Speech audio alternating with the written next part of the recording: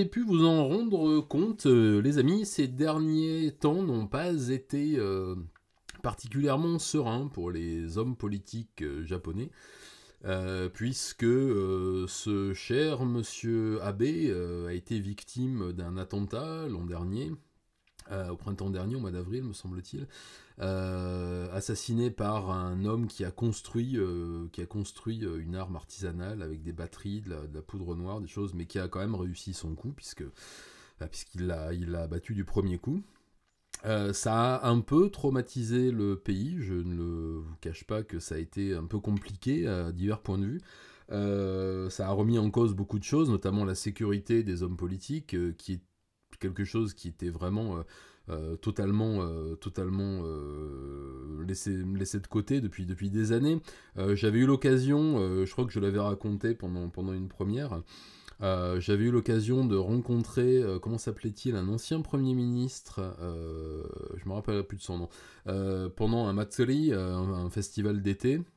Il se promenait avec sa fille et je m'étais approché de lui parce que je le trouvais assez cool. C'était un Premier ministre qui aimait bien le rock'n'roll et le heavy metal. Et j'ai dit waouh, cool. Et je suis allé lui serrer la main. Il n'y avait personne autour, tout se passait bien. Et je me suis dit que c'était peut-être pas une bonne idée de laisser les politiques comme ça se balader et gambader joyeusement dans les Matsuri, et qui risquait peut-être de se passer quelque chose un jour, et puis bah, c'est arrivé. Alors je vous en parlerai un petit peu après, je vous ai préparé un petit truc justement sur les attentats politiques au Japon, c'est pas une nouveauté, mais vous allez voir que c'était assez différent dans l'optique autrefois. Et puis bah, écoutez, le pays a été vraiment choqué par l'assassinat de Monsieur Abe. Qu'on l'aime ou qu'on l'aime pas, là n'est pas le problème, on tue pas les gens, c'est pas bien. Et ça a créé vraiment une émotion assez énorme. Il y a eu des obsèques qui ont fait polémique, d'ailleurs, euh, et qui ont coûté énormément d'argent aux frais du contribuable, parce que c'est le gouvernement qui a payé les obsèques de Monsieur Abe, qui devaient être des obsèques nationales, donc vraiment quelque chose d'assez immense, et qui finalement ont été un hommage avec des obsèques un peu en grande pompe, mais qui étaient réservées quand même aux apparatiques, et qui a été payé par le contribuable. Sous l'égide de Monsieur Kishida, l'actuel Premier ministre du Japon, qui a failli payer, heureusement il n'a rien eu, mais enfin, de sa vie, cet engagement justement, alors ce n'est pas l'unique raison, dans les dépenses pharaoniques de l'hommage à Monsieur Abe, puisque le mois dernier il y a eu un attentat, une fois de plus, contre lui, et encore une fois à l'aide d'engins artisanaux fabriqués par un homme qui était instable mentalement, on va dire, pour le premier aspect, et qui en voulait énormément à Monsieur Kishida pour énormément de raisons. Je vous en ai parlé dans un petit Satsujin il n'y a pas longtemps, qui a fabriqué lui des explosifs dans des tubes en métal avec de la poudre, etc., et qui les a lancés sur Monsieur Kishida. Un a explosé, heureusement il n'a pas fait de victime. Alors on a vu les gardes du corps qui déployaient la mallette par balle qui l'entraînait, mais c'était trop tard, l'objet était déjà arrivé. Et une fois de plus, c'est un homme, Monsieur Kishida devait parler dans le port, dans un port de pêche, devant des marins. Donc il y avait une assemblée de marins qui étaient là, qui sont facilement identifiables, et un Gugus au milieu, avec un masque et un sac à dos. Bon, il n'y a pas de fouille de sac à dos. L'homme a pu rentrer sans aucun problème dans ce cercle assez fermé normalement, et a lancé ses tubes explosifs, dont un a explosé, l'autre a été désamorcé par le bomb squad, et a été très vite maîtrisé d'ailleurs par les marins qui étaient là. J'ai mis les images, d'ailleurs c'est assez impressionnant, on voit des espèces de masses de marins pêcheurs assez rugueux qui se ruent sur lui, qui le maîtrisent sans ménagement. Bon, après, est-ce qu'on a besoin de mettre du ménagement quand on arrête un terreau? Je pense pas. En tout cas, ça a remis une fois de plus... oui, c'est sensationnel, Sarah, je suis bien d'accord. Il s'était jamais rien passé de ce type-là depuis les années 90. Et je vais vous en parler un peu après, mais on n'était pas dans du loup solitaire, comme on appelle ça maintenant. On était vraiment sur de l'organisation avant, dans les attentats. Là, on est maintenant sur des gars qui préparent leur coup à la maison, sur les réseaux, qui sont un peu dans un délire aussi revanchard, un peu paranoïaque, qui n'a pas vraiment de justification idéologique ou quoi que ce soit. On est sur une autre classe de terroristes, un peu comme les tueurs d'internet dont je parle, comme Shiraisi, GorX, etc., Uehara, qui sont des prédateurs sur les réseaux sociaux et qui font leur méfaits, entre guillemets, à partir de fanatisation acquise sur les réseaux et sur les sites un peu bizarres, quoi. Et là, effectivement, on a eu un exemple parfait de ce type de radicalisation solitaire avec l'auteur de l'attentat contre M. Kishida, ce qui est assez inquiétant parce que quand on n'est pas face à une organisation, on a forcément plus de mal à les repérer. Les renseignements japonais sont assez efficaces et sont sur le coup depuis pas mal de temps, mais visiblement ils ont du mal parce que il y a des trous dans la raquette, quoi. Et oui, Lapin Blanc, l'armée rouge japonaise a fait des petits, ouais, mais on va en parler un petit peu tout à l'heure.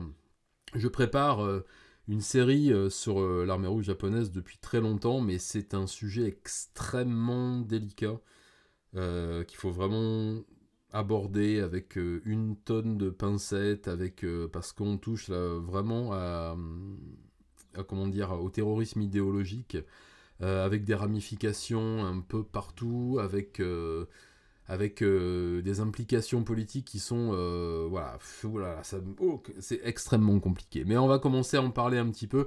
Je pense que j'aurai fini la préparation à la fin de l'année, pas avant, parce que c'est vraiment, j'ai une tonne de livres à lire pour vraiment pas dire de bêtises. J'ai des gens avec qui je discute et ça me coûte, croyez-moi, de parler avec d'anciens terroristes, mais bon. J'ai bien discuté avec des tueurs, bon c'est des tueurs aussi, mais d'un autre genre. En tout cas, ça... Ah, Popcult, salut, je t'avais pas vu arriver, bah écoute, bienvenue et merci d'être là. Donc on en parlera à la fin de l'année. Toujours est-il que ce regain de terrorisme, on n'en avait pas vu depuis très longtemps, depuis au moins 25 ans. Il y a eu des tentatives un peu avortées. On a eu une espèce de... pas appeler ça du terrorisme, mais on a eu une espèce de recrudescence de violence de groupe, on va dire, pendant la période Covid, où les QAnon japonais se sont emparés du débat, on va dire, et ont balancé des attaques sur des centres de vaccination, un peu comme ça s'est fait dans d'autres pays. Bon, ça s'est arrêté à quelques échanges un peu musclés, mais il n'y a pas eu de violence.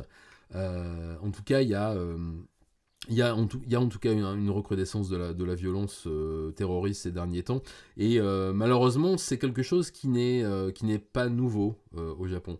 On a moins l'habitude de ce genre de choses en France, surtout sous la 5ème République, même s'il y a eu des attentats contre les présidents, mais qui ont été de moindre importance, mais on a eu des attentats politiques au Japon dès le début en fait de la restauration Meiji.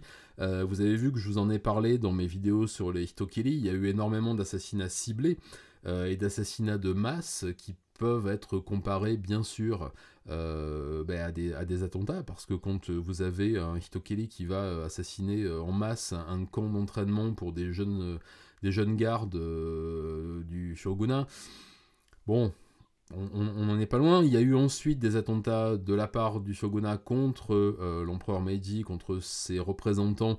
Je vais vous parler d'ailleurs sans tarder des attentats des taxes de sang, ce sera la dernière vidéo sur l'ère Meiji, qui va faire un score faramineux. Je pense qu'on va au moins faire les 5000 vues en 2 ans et demi.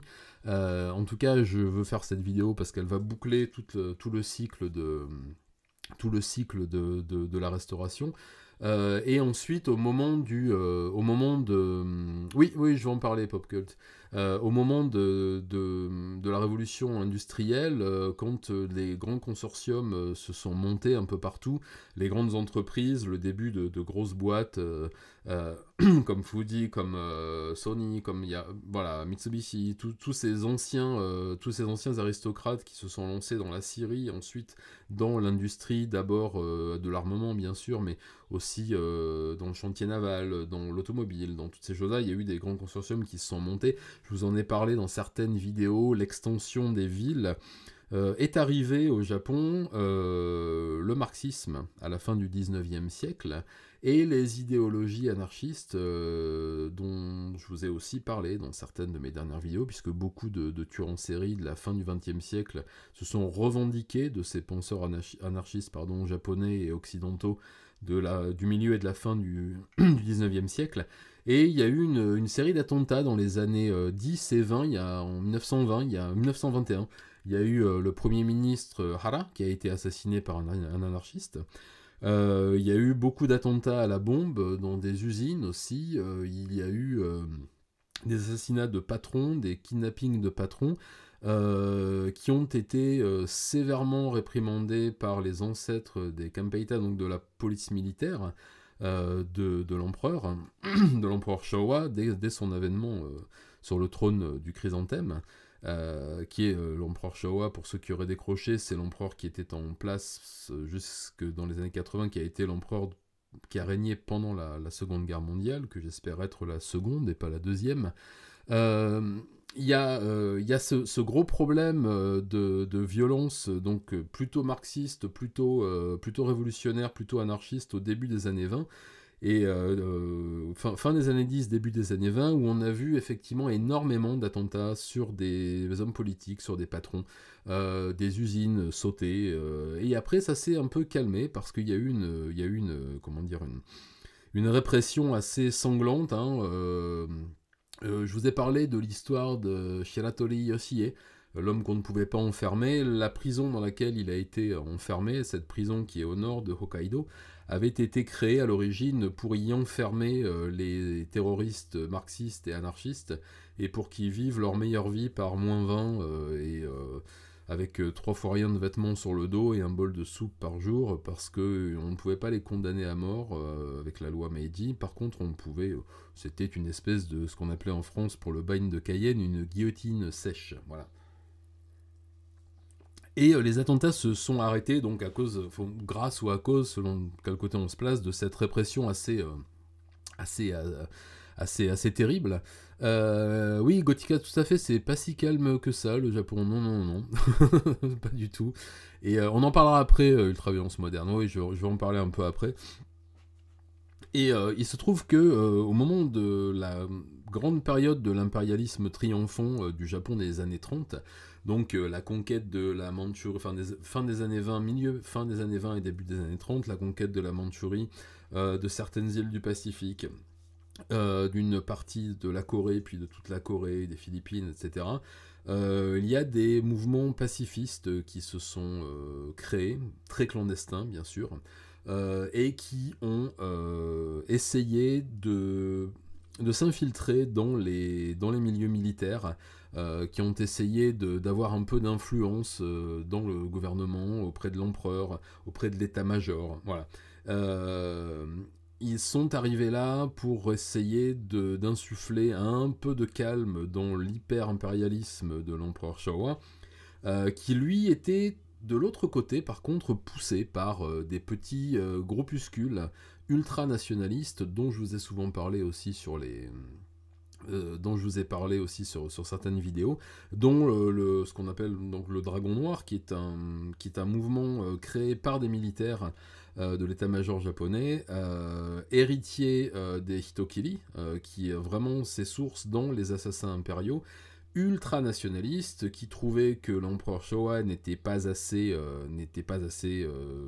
extrême dans son désir d'expansion, et qui voulaient qu'on attaque tous les pays avoisinants, et qui ont fait de l'entrisme dans tous les corps d'armée, dans l'enseignement. Monsieur Ishii, le docteur et général Ishii, de triste mémoire de l'unité 731, en faisait partie. Et ces groupuscules qui ont infiltré les milieux universitaires et militaires ont également été à l'origine d'attentats contre les hommes politiques et les membres de l'état-major japonais dans les années 30, ça a commencé. Il y a eu énormément d'attentats, d'assassinats ciblés sur des hommes politiques qu'on jugeait un peu trop mous, qu'on ne jugeait pas assez bellicistes, et il y en a eu une trentaine, 31 exactement, entre 1928 et 1937, puisqu'on considère qu'à partir de cette période-là, le Japon est vraiment dans une guerre active et que les attentats se calment un petit peu parce que la mobilisation générale fait que les hommes en état de combattre et en âge de combattre sont partis dans le Pacifique, sont partis dans les Mariannes, sont partis un peu partout, et on est dans le début du conflit véritablement. Il y a eu peu d'attentats, il y a eu un peu de sabotage dans les usines, de par certains partis ouvriers qui ont décidé de saboter les usines d'armement, mais qui s'est très vite arrêté, puisque dès 1941, les partis progressistes, les partis de gauche, ont rejoint l'effort de guerre et ont décidé de participer activement à l'effort de guerre, ont arrêté les sabotages, et ont même aidé à la fabrique de certaines armes, comme les derniers avions suicides, par exemple. Je ne sais pas si j'ai le droit de dire ce mot-là sur Twitch. Non, je suis toujours là, ça va. Donc on a un arrêt, on va dire, du terrorisme à ce moment-là. On n'a plus d'hommes politiques assassinés. Les Américains s'en chargeront en 1945 à beaucoup moins grande échelle que ce qui a pu se passer à Nuremberg. Et voilà, on a assisté, le procès de Tokyo a été un procès beaucoup plus diplomatique et politique que celui de Nuremberg, qui était vraiment qui était vraiment un procès dans lequel on a fait valoir les responsabilités de tous, et tant mieux, sans se préoccuper de l'avenir éventuel du pays et d'une possible réconciliation nationale, ce qui a été le cas au Japon. MacArthur, le général victorieux qui s'est occupé des armées d'occupation au Japon, a décidé de créer une espèce d'entente cordiale avec l'état-major impérial, de maintenir l'empereur en place et de composer avec les politiques qui étaient déjà en place avant, en exécutant très peu finalement de responsables, hein, comparé aux fautes et aux exactions réelles de ceux qui auraient mérité, si on en croit le code international en termes de crimes de guerre. Mais bon, beaucoup sont passés à travers. Je vous en ai aussi parlé assez souvent dans les vidéos, notamment celles sur l'unité 731, puisqu'ils s'en sont tous très bien sortis, hein, les gens de cette funeste unité. Il y en a même qui ont fait fortune. Si vous avez regardé la vidéo, vous devez vous en rappeler. Le fondateur de la Croix Verte, notamment, qui est un grand consortium pharmaceutique japonais, était un médecin bourreau de l'unité 731. Je vous renvoie vers la vidéo si vous voulez en savoir un peu plus. Je bois et je continue.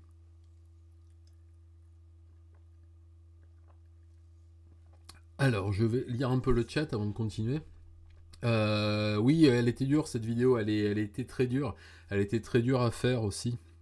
Il a fallu lire, à regarder des choses que j'avais pas forcément envie de lire et de regarder. Je rigole, mais là c'est vraiment nerveux. Mais ouais, elle était dure à faire. En tout cas, elle était nécessaire parce que ça faisait partie des vidéos que je devais faire depuis un certain temps. Et puis, vous savez ce que c'est, je suis un peu tête de bois, et tant que j'ai pas toutes les informations nécessaires pour arriver à faire quelque chose de correct et de sourcé, de documenté, j'attends. Voilà. Mais elle était importante. Il y en aura peut-être une autre, mais pas tout de suite, hein, d'ici un ou deux, si je suis toujours de ce monde. Bien que je crois qu'il n'y en ait pas d'autres, mais bon.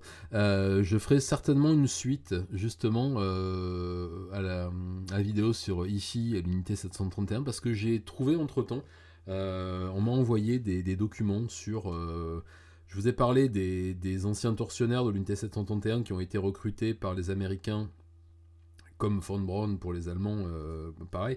Mais je vous ai pas parlé de ceux qui étaient passés du côté soviétique et qui ont continué les expérimentations humaines dans les goulags. Il se trouve que j'ai reçu 2 livres absolument magistraux sur ce sujet.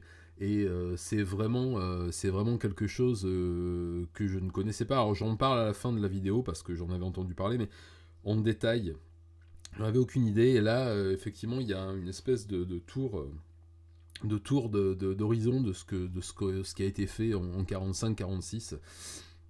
Je ferai certainement une autre vidéo là-dessus.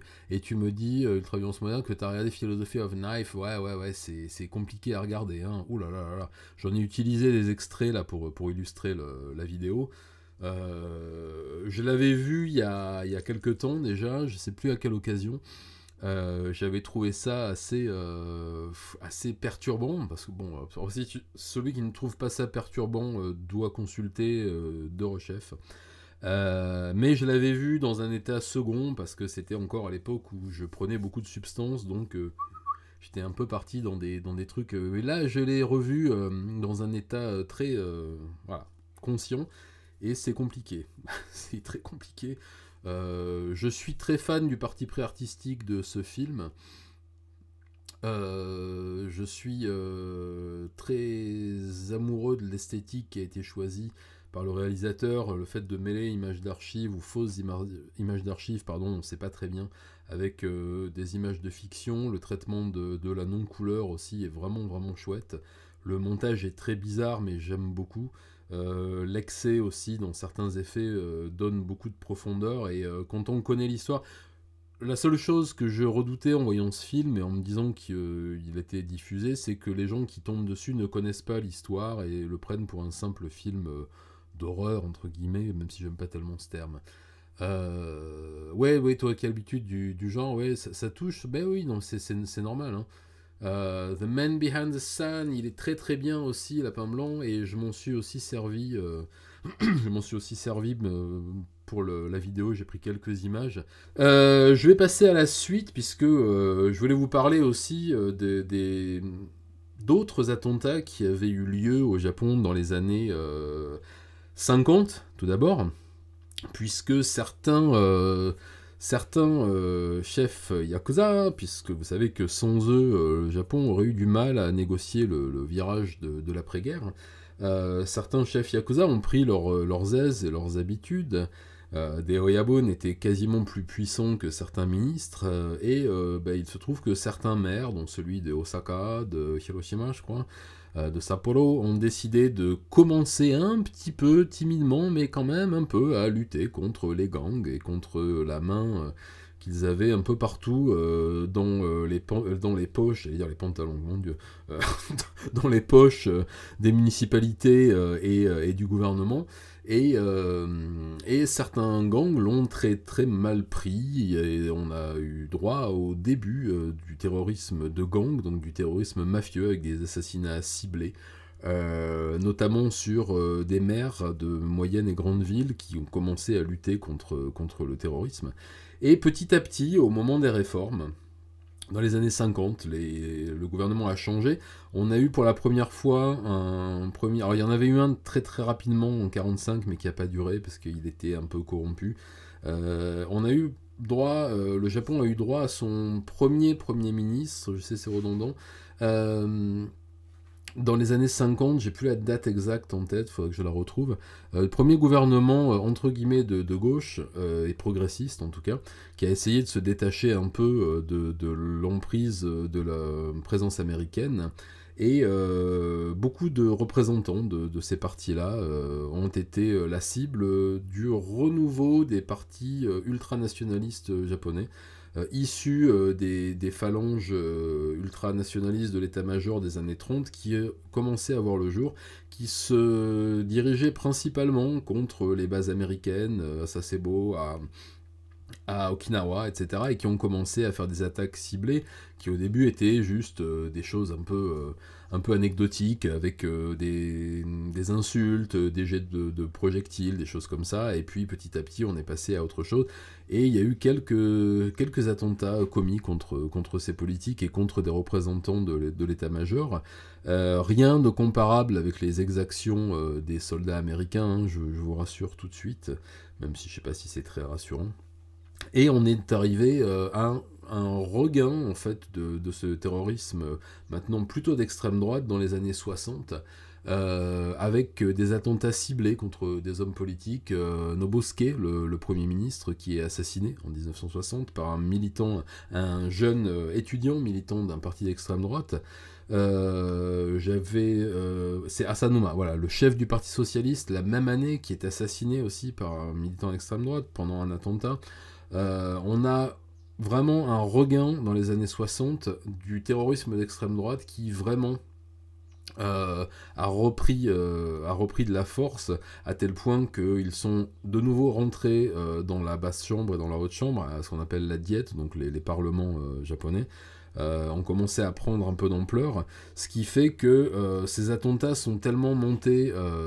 Il y a, comment il s'appelait, je vais pas me rappeler de son nom, Takeo, le premier ministre Takeo, ça a été le dernier qui a été attaqué c'est dans les années 70, en 75 me semble-t-il, attaqué par un étudiant d'extrême droite. Il commençait à prendre tellement d'importance dans le paysage politique japonais que le Dieminto, donc le parti libéral qui est au pouvoir quasiment de façon discontinue depuis 1945, a commencé à fricoter avec la pègre, avec des groupuscules religieux, notamment l'Église unifiée.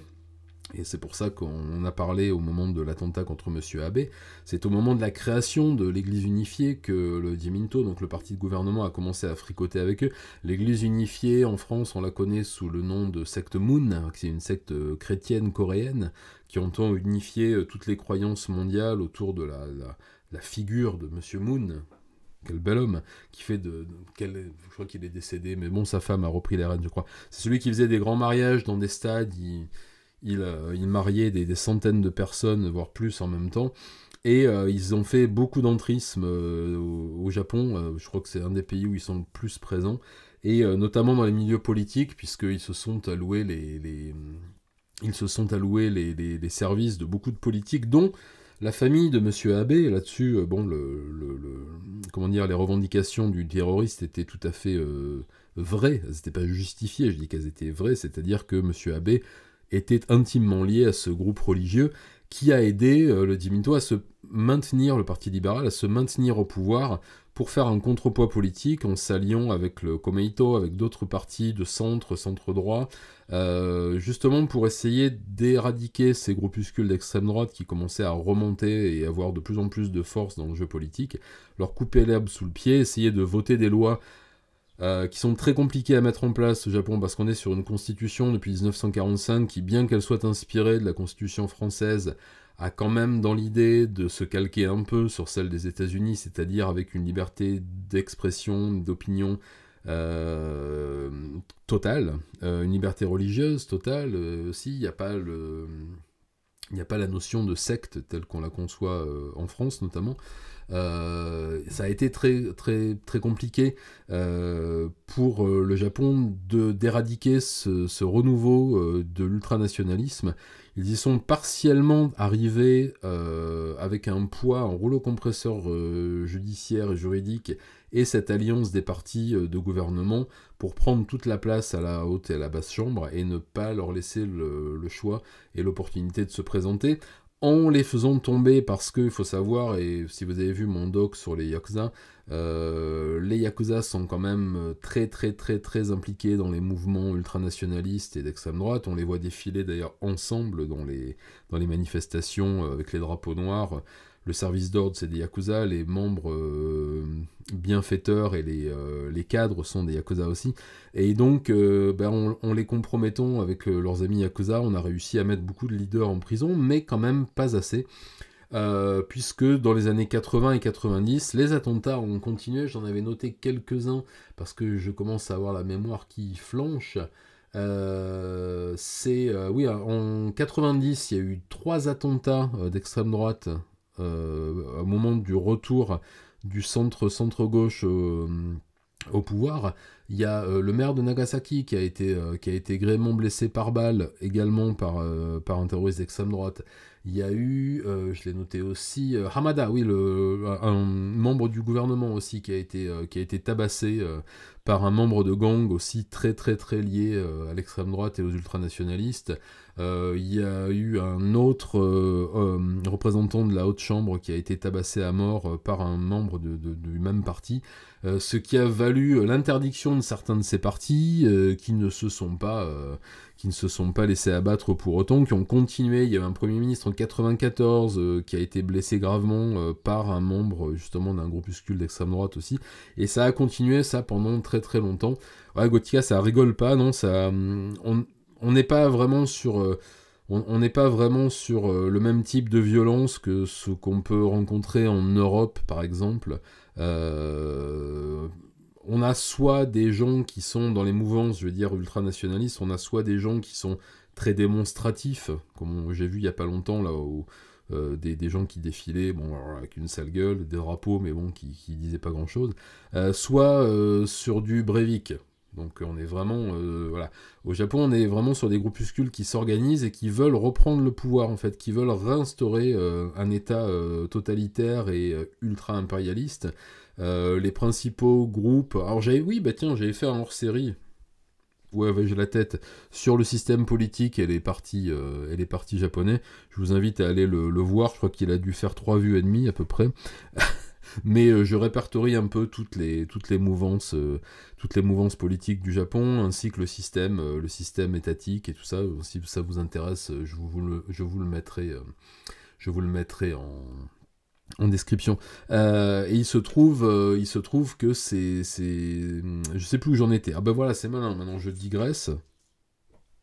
Il n'y a personne, Grèce, et je ne sais plus où j'en étais. Enfin, en tout cas, voilà, c'est parti, on une tendance à vouloir, ouais, voilà, c'est bon, je me remets, on tendance à vouloir reprendre le pouvoir par la force avec des attentats ciblés, donc terroriser la population, donc ce qu'on appelle du terrorisme. Voilà, on est le terrorisme religieux tel qu'on le connaît, tel qu'on l'a connu, j'espère qu'on ne connaîtra plus de religieux extrémistes en Europe, n'existe pas vraiment, à part Aum Shinrikyo, mais enfin, est-ce qu'on est sur du terrorisme religieux ou est-ce qu'on est sur un autre type de déviance égocentrée? Je vous laisse aller revoir ma vidéo là-dessus. Décidément, je fais beaucoup de pub pour ma propre chaîne ce soir.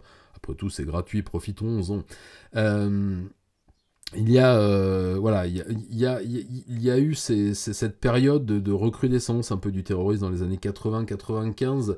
Il y a un commissaire de police en 95 qui enquêtait justement sur les mouvements extrême droite, qui a été descendu par balle en plein Tokyo par un activiste aussi d'un mouvement ultranationaliste. Donc on est vraiment sur une tradition de la descente par balle ou coup de barre de fer ou de machine infernale de politiciens au Japon depuis plus de 100 ans. Voilà. Donc c'est pas nouveau, mais ça s'était arrêté il y a quelques années.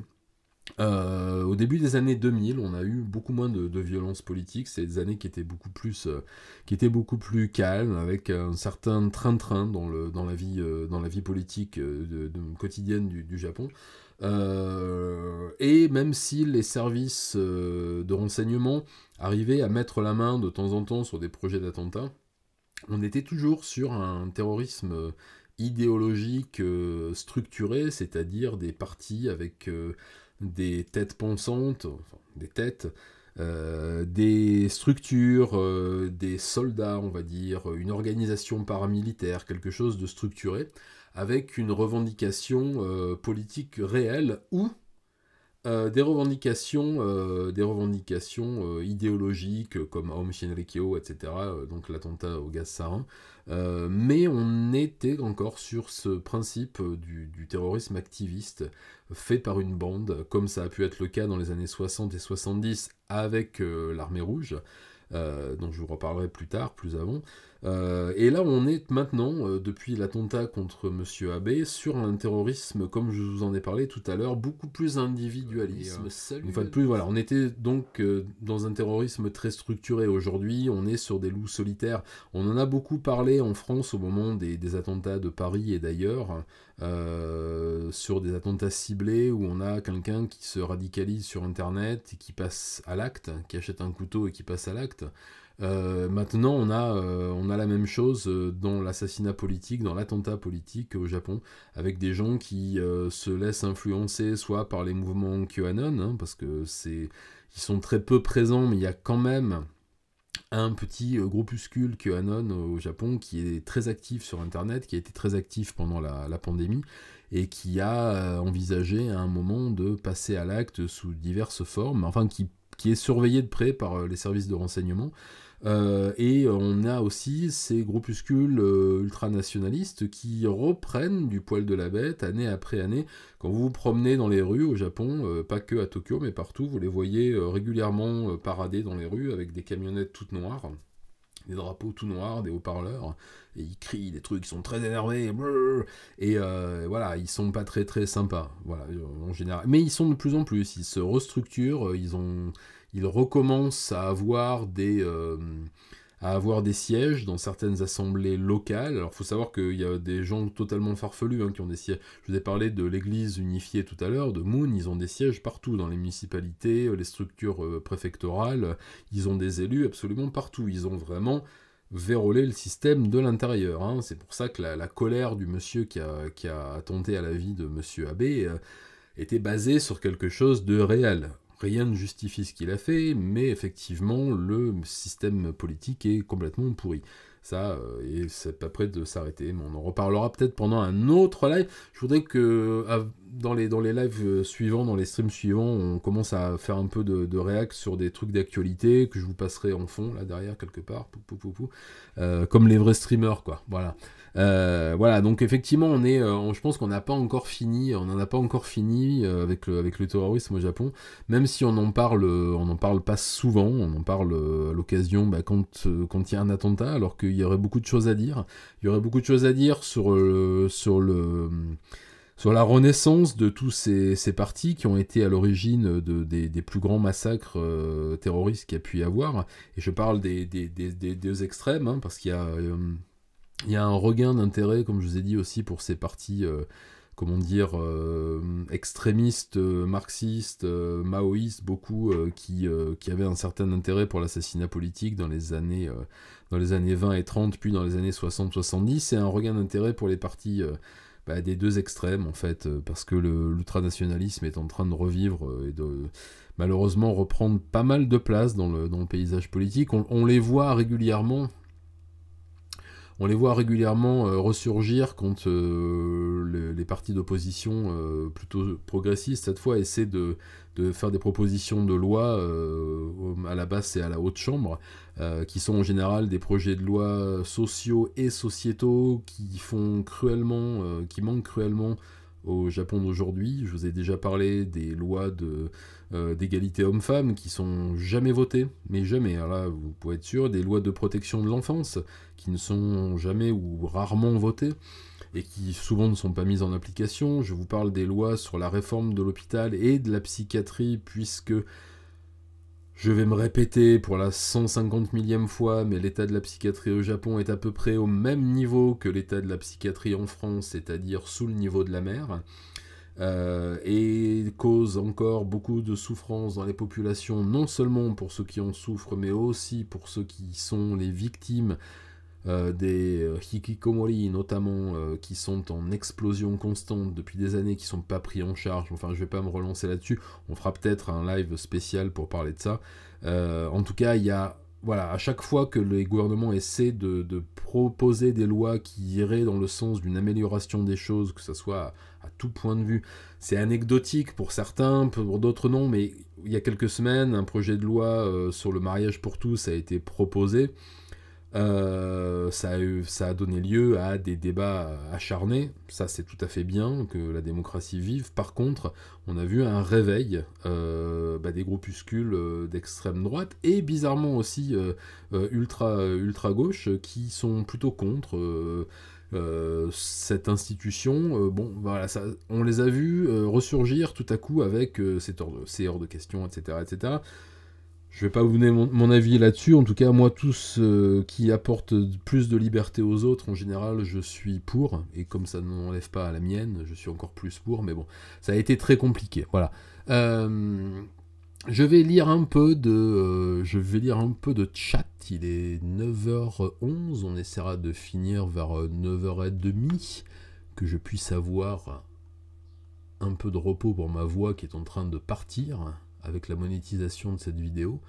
Alors, on a eu des nouvelles à propos de l'homme qui a assassiné Abe. Ouais, il est passé devant une cour d'experts psychiatriques, il a été reconnu responsable, il n'y avait pas d'abolition du jugement au moment des faits, donc il va être jugé par une cour d'assises.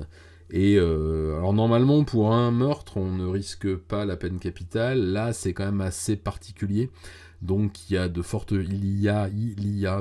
chances qu'il y passe, même si dans l'opinion publique j'ai cru voir là que bon, on est les gens sont assez partagés. Alors il y a une partie de la population dont fait partie madame qui voudrait lui décerner une médaille, je rigole, hein, elle est contre les violences, mais elle n'aimait pas du tout, monsieur Abbé, pour service rendu à la nation, comme on dit. Il y a par rapport à lui un peu, beaucoup moins grave, hein, le même sentiment qu'il y a pu y avoir envers, comment s'appelait-il, j'ai vu, Damien Tarel, je crois, celui qui a mis une claque à monsieur Macron. Certains trouvent ça scandaleux, certains trouvent ça admirable. Moi j'ai pas d'avis. Eh bien l'assassin de monsieur Abbé, c'est un peu Yamaniti, je crois il s'appelle, c'est un peu la même chose, voilà. Donc ça m'étonnerait qu'ils prennent le maximum, donc la peine capitale. Je ne pense pas. Je vais continuer à lire un peu vos messages. Ultra-violent. D'ailleurs, j'ai toujours du mal à trouver quoi que ce soit sur une possible existence de l'antipsychiatrie. Il n'y a pas vraiment d'antipsychiatrie parce qu'il y a des services psychiatriques quand même, hein. Il y a des hôpitaux psy, il y a des psys. Alors, fort heureusement, merci mon Dieu, vous méritez la une, comme disait l'autre. La psychanalyse n'a pas vraiment pris au Japon, donc du coup, il n'y a pas besoin de les virer de leur cabinet à coups de pompe dans le train, ça c'est bien. Mais par contre, il y a une psychiatrie qui existe, psychiatrie moderne qui existe, clinique, pardon, mais qui est la portion congrue de la médecine, c'est-à-dire qu'on a très peu d'hôpitaux psychiatriques, on a très peu de détection aussi, on a très peu de traitements efficaces à proposer aux gens qui sont placés, notamment en cas d'abolition du jugement, on les place en établissement psychiatrique, on leur balance une camisole chimique et puis c'est terminé. Et je vous parle pas forcément de meurtriers sanguinaires, où là, bon, ça se justifie, mais de gens qui ont juste commis des actes un peu insensés, pas forcément violents, ils se retrouvent dans des structures qui n'en sont pas, c'est assez vétuste, il y a peu de budget, un peu comme ici, un peu comme partout, je pense. Tu me dis les Kikomori. Oui, depuis 2020, ça a été l'enfer, hein, pour tous ceux qui étaient déjà frappés par des pathologies psy. Les confinements, ça a été terrible. Ça a été terrible, et en plus, ça a donné lieu à des nouvelles habitudes de vie qui sont restées. Voilà, vous verrez que en France, c'est un peu la même chose, mais il y a des choses qui étaient habituelles et qui ne le sont plus, des gens qui n'aimaient pas tellement sortir, qui ne sortent plus, et tous ceux qui étaient déjà enfermés un peu derrière leur pathologie sont encore plus atteints à cause de ce qui s'est passé pendant 2 ans. Oui, ça a été vraiment, vraiment terrible. Oui, c'est ça, Lapin Blanc, c'est bien. Ouais. Et je vous avais fait une petite série dessus là récemment, et malheureusement, écoutez, ça ne s'arrange pas. Pistache, il va prendre, prison à vie. Oui, mais ça, oui, de toute façon, là, c'est la perpète. Assassiner un premier ministre, bon, normalement, c'est perpète. Un simple assassinat, logiquement, c'est 25 ans de séchoir, hein, comme dit l'ami, vous avez le droit. Mais que je ne connais pas, mais je le trouve très amical. Enfin, je connais son contenu. Ah, mais arrêtez. Ouais, une claque, un soufflet tout au plus. Oui, après, j'ai plus en mémoire le geste par lui-même, mais bon, voilà, il avait porté atteinte à l'intégrité physique de Monsieur le Président de la République. Voilà ce que je sais. Alors, voyons voir. En France, c'est pas mieux niveau prise en charge psy. Je suis tout à fait d'accord avec toi. C'est même catastrophique. J'écoute les infos, je suis un grand consommateur d'informations, des formations professionnelles, et donc j'écoute les infos françaises. Je suis un fan de radio. J'aime écouter la radio. Alors la télévision, non, je ne regarde pas, mais j'ai beaucoup la radio, j'aime ça. Et effectivement, je me suis rendu compte que les derniers drames, les affaires criminelles en date là, étaient très lié aux énormes manques de la psychiatrie en France. Donc je suis pas dépaysé. Voilà, je pense que mon séjour français ne va pas être très différent de ma vie au Japon, enfin pour ce qui est en tout cas de énormes lacunes en matière de psychiatrie. Ouais, c'est ça, mais c'est très angoissant. La bicoque, tu me dis, oui, le nombre de gosses qui tuent leurs parents et lycée de Versailles. Hein, on a beaucoup aussi de parents beaucoup d'infanticides au plus jeune âge. Je suis atterré de voir le nombre d'affaires d'infanticide dont je suis obligé de parler dans Petit Satsudin. Je vais d'ailleurs en parler un peu moins. Je me resserre à boire. Ne vous inquiétez pas, hein, c'est... Et je vais d'ailleurs en parler un peu moins parce que bien les mots que j'utilise pour parler de l'ASMR. Quelle horreur ce truc. Les mots que j'utilise pour parler de ces histoires-là sont définitivement ciblés par YouTube comme étant des motifs de démonétisation, donc on va peut-être arrêter de parler de tout ça. D'ailleurs, le prochain Petit Satsujin, si je ne dis pas de bêtises et j'en dis jamais, sera ce samedi, donc après-demain. Je vous invite donc à me rejoindre sur la première, et vous verrez, ça se fête. Hein, je vais ouvrir une nouvelle bouteille d'eau gazeuse pour fêter ça. C'est la première vidéo monétisée depuis des mois et des mois et des mois. Yatta, Mazel Tov, youpi. Voilà.